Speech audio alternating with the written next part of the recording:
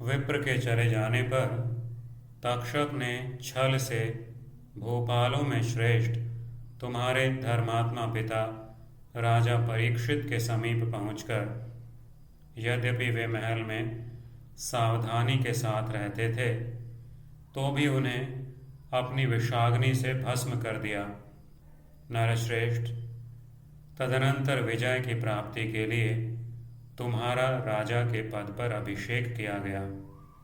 तस्मिन् प्रतिगते विप्रे छद्मनोपेत्य तक्षकः तं नृपं नृपतिश्रेष्ठं पितरं धार्मिकं तव प्रासादस्थं यत्तमपि दग्धवान् विषवह्निना ततस्त्वं पुरुषव्याघ्र विजयायाभिषेचितः।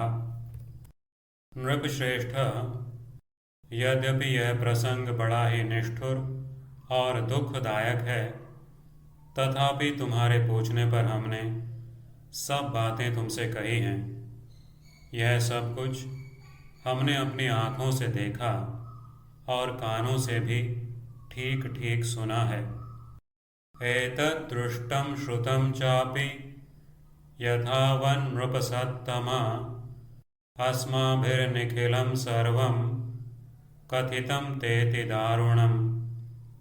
महाराज, इस प्रकार तक्षक ने तुम्हारे पिता राजा परीक्षित का तिरस्कार किया है। इन महर्षि उत्तंक को भी उसने बहुत कष्ट पहुंचाया है। यह सब तुमने सुन लिया, अब तुम जैसा उचित समझो करो। श्रुत्वा चैनं नरश्रेष्ठ पार्थिवस्य पराभवम् अस्य चर्षेरुत्तंकस्य विधत्स्व यदनंतरम। उग्रश्रवा जी कहते हैं, शौनक, उस समय शत्रुओं का दमन करने वाले राजा जनमेजय अपने संपूर्ण मंत्रियों से इस प्रकार बोले।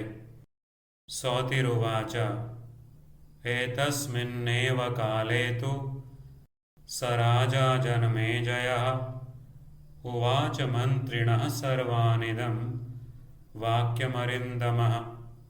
जनमेजय ने कहा, उस वृक्ष के डसे जाने और फिर हरे हो जाने की बात आप लोगों से किसने कही?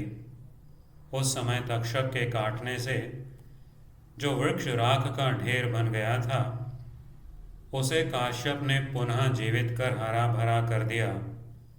यह सब लोगों के लिए बड़े आश्चर्य की बात है। यदि काश्यप के आ जाने से उनके मंत्रों द्वारा तक्षक का विष नष्ट कर दिया जाता, तो निश्चय ही मेरे पिताश्री जीवित होते। जनमेजय उवाच अथ तत्कथितं केन यद्वृत्तं तद्वनस्पतौ आश्चर्यभूतं लोकस्य भस्मराशीकृतं तदा यद्वृक्षं जीवयामास काश्यपस्तक्षकेण वै नूनं मंत्रैरहत विशो न प्रणश्येत काश्यपात्।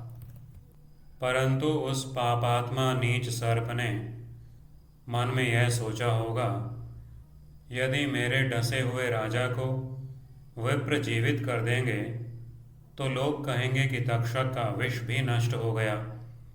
इस प्रकार तक्षक लोक में उपहास का पात्र बन जाएगा। अवश्य ही ऐसा सोचकर उसने ब्राह्मण को धन द्वारा संतुष्ट किया था। चिंतयामास पापात्मा मनसापन्नगाधमः दष्टं यदि मया विप्रः पार्थिवं जीवयिष्यति तक्षकः संहत विशो लोके यास्यति हास्यतां विचिन्त्यैवं कृता तेन ध्रुवं तुष्टिर्द्विजस्य वै। भविष्य में प्रयत्नपूर्वक कोई न कोई उपाय करके तक्षक को इसके लिए मैं दंड दूंगा। परंतु एक बात मैं सुनना चाहता हूँ। नागराज तक्षक और काश्यप ब्राह्मण का वह संवाद तो निर्जन वन में हुआ होगा। यह सब वृत्तांत किसने देखा और सुना था? आप लोगों तक यह बात कैसे आई? यह सब सुनकर मैं सर्पों के नाश का विचार करूँगा। भविष्यति ह्युपायेन यस्य दास्यामि यातनाम् एकं तु श्रोतुमिच्छामि तद्वृत्तं निर्जने वने। संवादं पन्नगेन्द्रस्य काश्यपस्य च कस्तदा श्रुतवान् दृष्टवांश्चापि भवत्सु कथमागतं। श्रुत्वा तस्य विधास्येऽहं पन्नगान्तकरीं मतिम्। मंत्री बोले, राजन सुनो, विप्रवर काश्यप और नागराज तक्षक का मार्ग में एक दूसरे के साथ जो समागम हुआ था, उसका समाचार जिसने और जिस प्रकार हमारे समक्ष बताया था, उसका वर्णन करते हैं। भोपाल, उस वृक्ष पर पहले ही कोई मनुष्य काठ लेने के लिए सूखी डाली खोजता हुआ चढ़ गया था।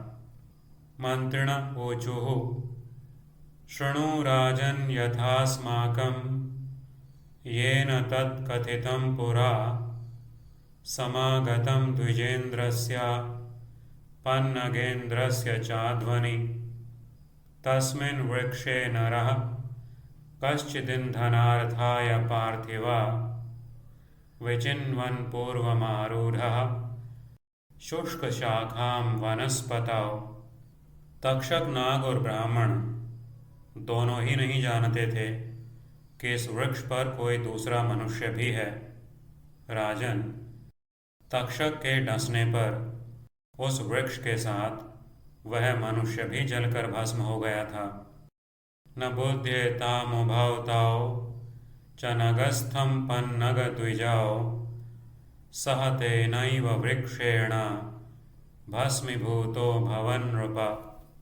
परंतु राजेंद्र, ब्राह्मण के प्रभाव से वह भी उस वृक्ष के साथ जीवित हो उठा। नरश्रेष्ठ, उसी मनुष्य ने आकर हम लोगों से तक्षक और ब्राह्मण की जो घटना थी वह सुनाई। द्विज प्रभावाद राजेंद्र व्यजीवत स वनस्पति तेन गम्य नरश्रेष्ठा पुंसास्मासु निवेदितुम। राजन, इस प्रकार हमने जो कुछ सुना और देखा है वह सब तुम्हें कह सुनाया। भूपाल शिरोमणे, यह सुनकर अब तुम्हें जैसा उचित जान पड़े वह करो।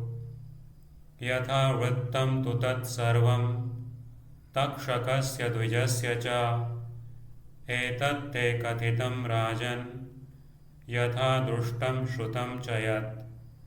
श्रुत्वा च नृपशार्दूल विधत्स्व यदनन्तरम्।